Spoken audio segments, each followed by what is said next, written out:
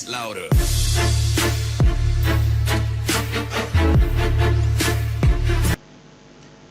Oke, assalamualaikum warahmatullahi wabarakatuh. Perkenalkan, saya Alfikri dari kelas IF2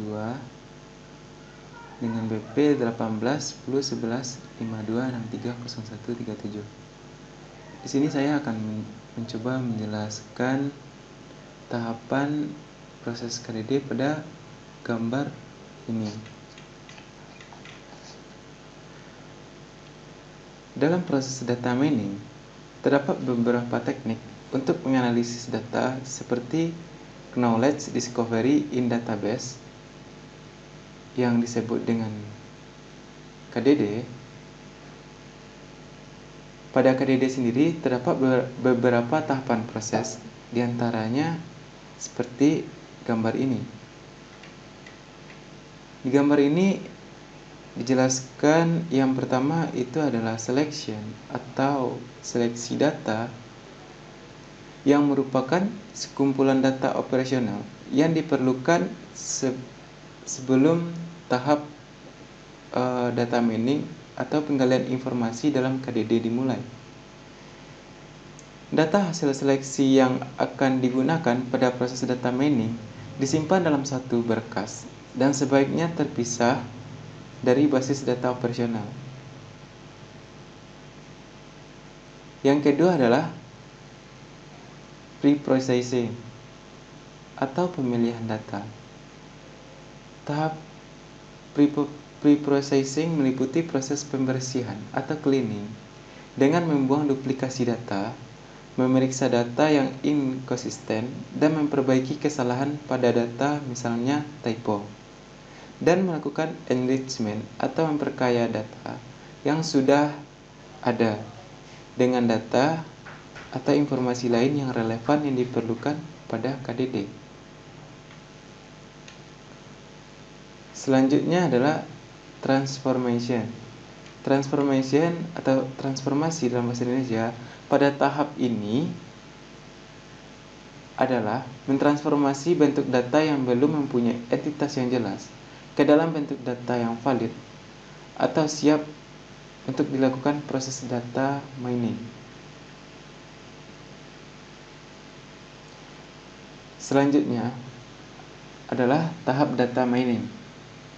Pada tahapan ini, menerapkan metode atau algoritma yang sesuai dengan informasi atau pengetahuan apa yang akan digali atau dicari, seperti menerapkan algoritma atau metode untuk klasifikasi, estimasi, prediksi, keterhubungan, clustering, dan lain sebagainya.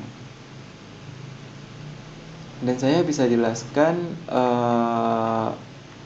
beberapa teknik data mining yang secara umum. Di antaranya adalah yang pertama estimasi. Estimasi merupakan teknik dalam melakukan estimasi terhadap suatu data baru yang tidak mempunyai keputusan berdasarkan riwayat data yang telah ada. Misalnya ketika melakukan estimasi biaya pembangunan untuk sebuah hotel baru pada kota yang berbeda. Yang kedua adalah asosiasi.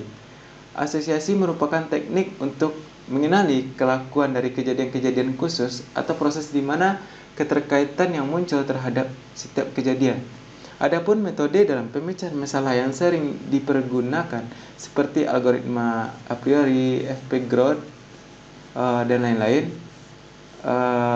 Contoh penerapan asosiasi misalkan pada bidang perpustakaan. Dengan tata letak buku yang disimpan berdampingan dengan buku yang sering dipinjam secara bersamaan.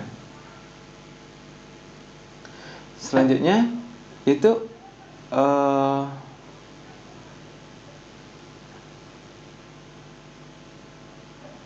klasifikasi.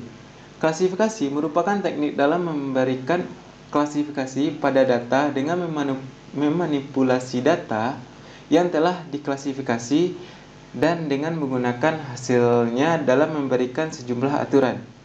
Dalam mengklasifikasi digunakan suatu metode decision tree yang cukup populer seperti algoritma CM4,5, ID3, dan lain-lain. Penerapan klasifikasi misalkan pada bidang akademik dengan mengklasifikasikan siswa atau mahasiswa yang layak dalam kelas akselerasi. Selanjutnya, clustering merupakan teknik dalam menganalisis pengelompokan berbeda terhadap suatu data terkesan mirip dengan klasifikasi. Namun, pengelompokan belum didefinisikan sebelum dijalankannya tools data mining.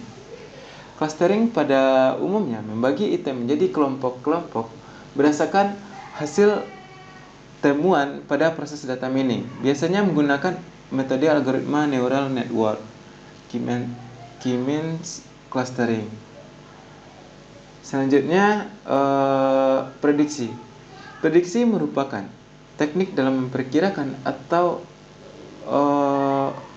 forecasting suatu peristiwa sebelum peristiwa atau kejadian tersebut terjadi. Misalkan pada bidang cuaca, dengan memperkirakan cuaca ke depannya apakah hujan, berawan, ataupun cerah. Metode yang sering dipergunakan salah satunya adalah metode Rorschach. Dan terakhir adalah tahapan interpretation atau evaluation. Tahap ini merupakan tahap terakhir yang dilakukan dengan mengevaluasi pembentukan keluaran atau output dari proses data mining agar mudah untuk dipahami dan dimengerti. Oke, sekian penjelasan saya terhadap proses KDD.